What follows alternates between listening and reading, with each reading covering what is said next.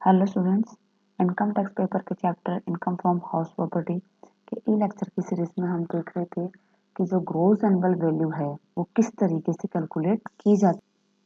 हमने देखा कि जो ग्रोस एनुअल वैल्यू है, सकल वार्षिक वैल्यू मूल्य है, वो उसको कैलकुलेट करने के लिए हमने फर्स्ट स्टेप देखी थी। सबसे पहले हमें अपेक्षित किराया एक्सपेक्टेड रेंट कैलकुलेट करना पड़ेगा।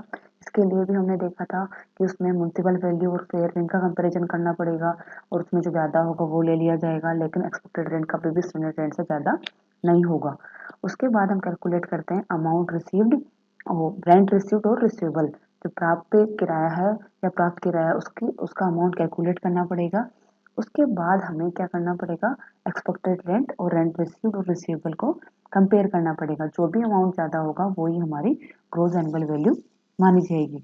यहाँ तक हमने देख लिया था। इसी में हम आगे देखते हैं, वैकेंसी पीरियड अगर रहता है उस केस में एडजस्टमेंट किस तरीके से होंगे। तो ग्रॉस एनुअल वैल्यू में इसके लिए भी हमें एडजस्टमेंट करने पड़ेंगे। तो हम स्टार्ट करते हैं कि एडजस्टमेंट फॉर वैकेंसी पीरियड। तो हम देखते हैं कि कई बार क्या होता है कि अगर कोई हाउस प्रॉपर्टी है किसी व्यक्ति के पास, तो उसको रेंट पे दे रहा है। रेंट पे देते देते क्या टेनेंट खाली कर जाते हैं, तो दूसरा टेनेंट सर्च करने में या किसी और भी वजह से उसका अगर किसी भी ईयर में मकान खाली रह जाता है, पार्ट ऑफ द ईयर हो सकता है, कभी भी मकान महीने 2 महीने, आधा महीना, 15 दिन, 27 दिन, कितने भी दिन खाली रह सकता है। तो उस केस में उस वेकेंट पीरियड का एडजस्टमेंट किस तरीके से की जाएगा, यही हम आगे डिटेल में देखते हैं। If the house which is let but was vacant during the whole and part of the previous year. हमने मकान तो किराए पे दे रखा है, लेकिन वो किसी part of the previous year या पूरे प्रीवियस ईयर, पूरे गत वर्ष में खाली रहता है, उस केस में एडजस्टमेंट क्या होंगे। The gross annual value where the property is let and was vacant for part of the year shall be. तो ग्रोस एनुअल वैल्यू क्या होगी हमारी, the sum for which property might reasonably be expected to be late from year to year। तो सबसे पहले वही चीज हमें एक्सपेक्टेड रेंट निकालना पड़ेगा कि अगर हम प्रॉपर्टी को पूरे साल कितने पे किराए पे दे सकते हैं, तो उसके अकॉर्डिंग हमें एक्सपेक्टेड रेंट कैलकुलेट करना पड़ेगा। एक्सपेक्टेड रेंट हमेशा हम 12 महीने का ही कैलकुलेट करेंगे। उसके बाद हमें निकालना पड़ेगा एक्चुअल रेंट रिसीव्ड और रिसीवेबल। फिर हम 12 महीने का क्या निकालेंगे, एक्चुअल रेंट रिसीव्ड या रिसीवेबल, जो रिसीव्ड हो चुका है या रिसीवेबल है, ड्यू हो चुका है। इन दोनों में कंपेयर किया जाएगा, विच एवर इज हायर। यहाँ तक कोई नई बात नहीं है, यहाँ तक हमने देख चुके थे कि ग्रोस एनुअल वैल्यू इसी तरीके से निकाली जाती है। इसके बाद हमें एडजस्टमेंट करना है वेकेंट पीरियड का। तो फिर जो ये अमाउंट आएगा विच एवर इज हायर, इसमें से हम क्या करेंगे, deduct the rent of vacancy period from the amount afforded. जो अमाउंट आया है हमारे पास में, उसमें से जो वेकेंट पीरियड का जो रेंट है वो लेस कर दिया जाएगा। हमें क्या करना पड़ेगा, वो सिंपल चीज जो ग्रोस एनुअल वैल्यू के लिए हम करते थे, स्टेप 1 फॉलो करनी पड़ेगी, एक्सपेक्टेड रेंट निकालना पड़ेगा। उसके बाद स्टेप 2 आती है हमारी रेंट रिसीव्ड और रिसीवेबल कैलकुलेट करना पड़ेगा। नेक्स्ट स्टेप में हम दोनों का कंपैरिजन करेंगे, जो दोनों में हायर होता है उसको हमने देखा था ग्रोस एनुअल वैल्यू मानी जाती है।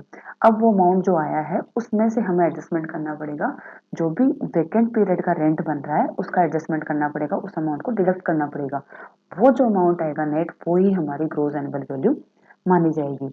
अब इस केस में कुछ कंडीशंस भी हैं हमें जो ध्यान रखनी है कि जो वेकेंट पीरियड, अगर कोई टैक्स पेयर बता रहा है कि मेरा मकान वेकेंट रहा है, उसके अंदर किराए पे मैं नहीं चढ़ा पाया, तो वो हमें ये देखना है कि वो मकान किसी अन्य यूज में वो काम में ना ले रहा हो, मकान को अन्य प्रयोग में ना लिया हो, तभी वो वेकेंट माना जाएगा। ऐसा नहीं है कि टेनेंट चला गया छोड़ के, उसको दूसरा टेनेंट नहीं मिल रहा तो उसको दूसरे यूज में काम में ले रहा है, अतिथि गेस्ट हाउस के रूप में काम में ले लिया या फिर किसी और गोदाम के रूप में कैसे भी काम में ले लिया, लेकिन वो नहीं करना है उसको ऐसा।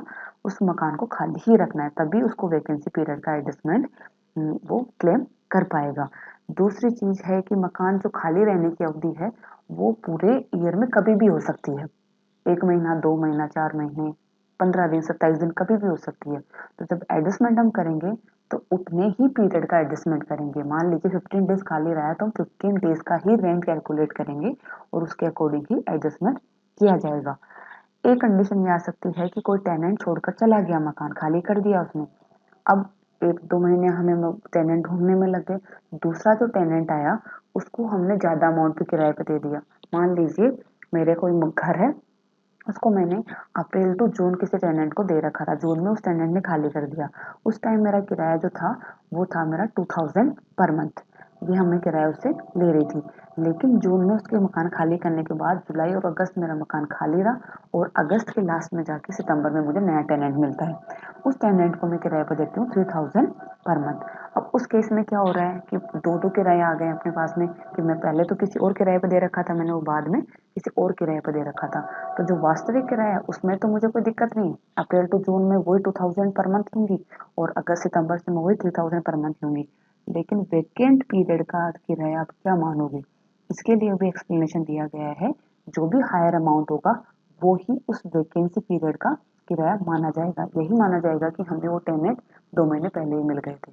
ये मानते हुए ही हम जो भी हमारा रेंट रिसीवेबल जो कैलकुलेट करते हैं वो उस तरीके से ही कैलकुलेट करेंगे, ये हमें ध्यान रखना है। तो हमने देखा कि सबसे पहले हम एक्सपेक्टेड रेंट कैलकुलेट करेंगे, फिर रेंट रिसीव्ड और रिसीवेबल कैलकुलेट करेंगे। उसके बाद जो भी अमाउंट हायर होगा उसमें से वैकेंसी पीरियड का जो भी रेंट बनता है उसको डिडक्ट कर दिया जाएगा। यही आगे इसमें भी बताया गया है कि the object of the provision of section 23(1) का सब क्लोज है सी। आपको सेक्शंस तो याद रखने हैं, बट बहुत डीप में नहीं जा सकते हो तो कोई बात नहीं, बट सेक्शंस आपको ध्यान रखने हैं। Is to give deduction to the assessee in respect of rent of the period for which the house remain vacant. जो प्रोविजन है सेक्शन 23 सब सेक्शन 1 का क्लोज सी क्या करता है, डिडक्शन देता है कि अगर आपका हाउस वेकेंट रहता है तो उस वैकेंसी पीरियड में जितना भी रेंट बन रहा है आपका, उसका आप डिडक्शन ले सकते हो ग्रोस एनुअल वैल्यू में से। Hence, the gross annual value of a house which remain vacant for any part of the previous year shall be determined as under। अगर किसी भी पार्ट ऑफ द ईयर आपका घर खाली रहता है, वेकेंट रहता है, उसके लिए हम ग्रोस एनुअल वैल्यू कैसे डिटरमाइन करेंगे। तो मैंने भी बताया कि स्टेप 1 तो हमारी रहेगी डिटर्मिनेशन ऑफ एक्सपेक्टेड रेंट। हम सबसे पहले एक्सपेक्टेड रेंट निकालना है अकॉर्डिंग टू सेक्शन 23 का सबसेक्शन 1 का क्लोज ए के अकॉर्डिंग।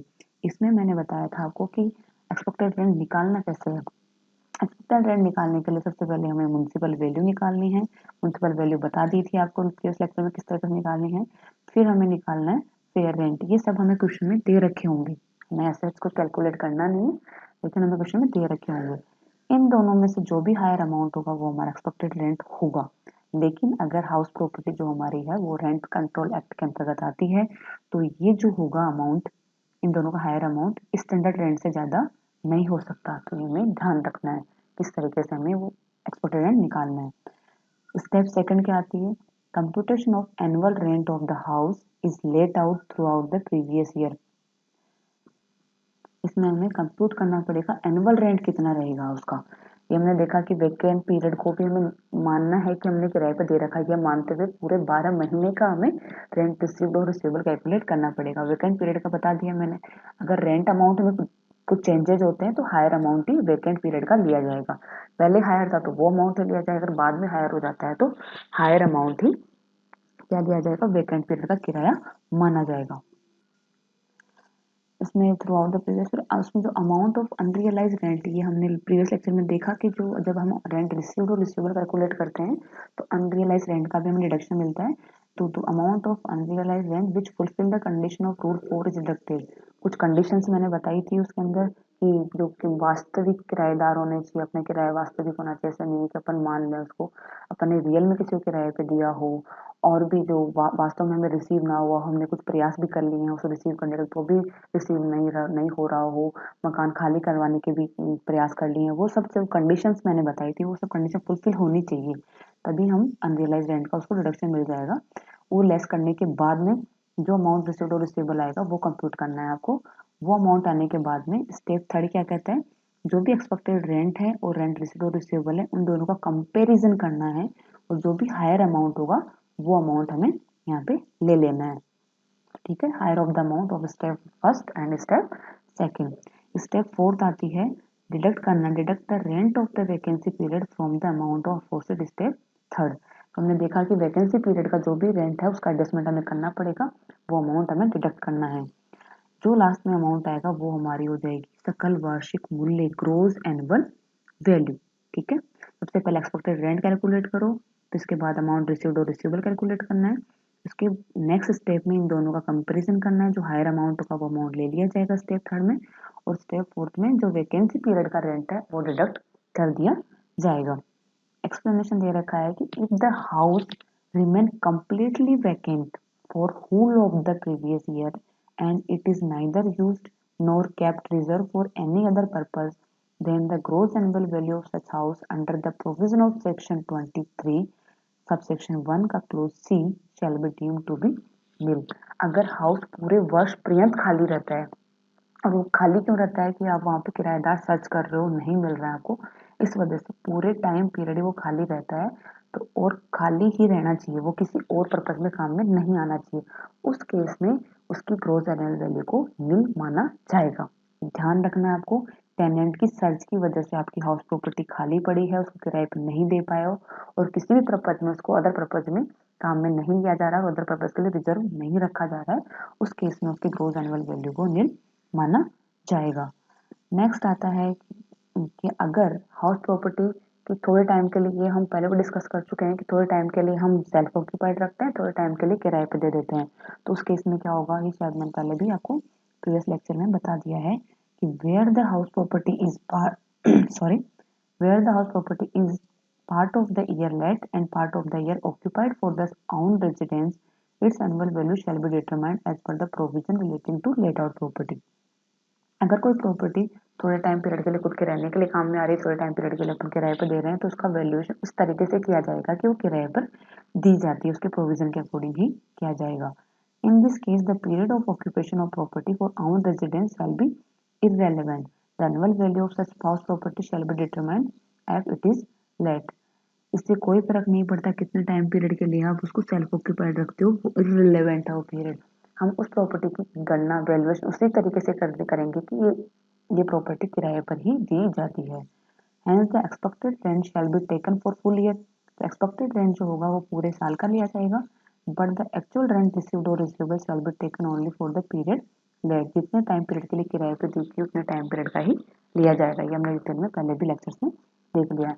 अगर कोई हाउस प्रॉपर्टी कुछ टाइम पीरियड के लिए खुद की यूज आ रही है और कुछ टाइम पीरियड के लिए किराए पर दी जा रही है, तो उस हाउस प्रॉपर्टी का वैल्यूएशन इस तरीके से किया जाएगा कि वो पूरे वर्ष पर्यंत ही किराए पे दी गई है।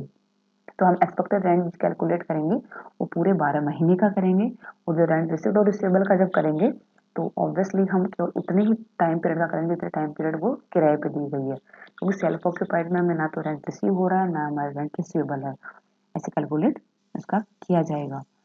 तो हमने देख लिया कि ग्रोस एनुअल वैल्यू किस तरीके से कैलकुलेट की जाती है। अब आती है बात नेट एनुअल वैल्यू की, शुद्ध वार्षिक मूल्य। शुद्ध वार्षिक मूल्य ज्ञात करने के लिए हमें इसमें कुछ नहीं है कि जो ग्रोस एनुअल वैल्यू हमने कैलकुलेट करी है उसमें से जो भी म्युनिसिपल टैक्सेस पेड किए गए हैं, बॉर्न और पेड बाय द ओनर, ये आपको ध्यान रखना है, क्योंकि हमने प्रीवियस लेक्चर में देखा था अगर म्युनिसिपल टैक्सेस पेड कौन करता है, टेनेंट करता है, तो उसका कोई एडजस्टमेंट नहीं होता है, कोई डिडक्शन नहीं मिलता है। तो अगर municipal taxes paid and on paid by the owner है तो उस केस में उसको डिडक्शन मिल जाएगा। किस में से मिलेगा, ग्रोस एनुअल वैल्यू में से। तो the value arrived at after deducting municipal taxes if any may be referred to as net annual value. Net annual value क्या होगी, ग्रोस एनुअल वैल्यू जो हमारी थी उसमें से डिडक्शन करना पड़ेगा अपने को म्युनिसिपल टैक्सेस, और म्युनिसिपल टैक्सेस कौन से होंगे, जो कि borne and paid by the owner है। ये हमें स्पेशली ध्यान रखना है। कई बार क्वेश्चन में कंफ्यूज करने के लिए बता दिया जाता है कि टेनेंट ने म्युनिसिपल टैक्सेस पे किए हैं तो उस केस में डिडक्शन नहीं मिलेगा। From such net annual value deduction permissible under section 24A and subsection 24B are allowed and the balance is income from the head of house property। इन सब की जो डिडक्शन आगे परमिसेबल है सेक्शन 24 में, इनके बारे में डिटेल में हम आगे के लेक्चर्स में देखेंगे, और आगे के लेक्चर्स में हम एक दो प्रैक्टिकल क्वेश्चन भी सॉल्व करके देखने की कोशिश करेंगे किस तरीके से ग्रोस एनुअल वैल्यू और नेट एनुअल वैल्यू कैलकुलेट की जाती है। Thank you.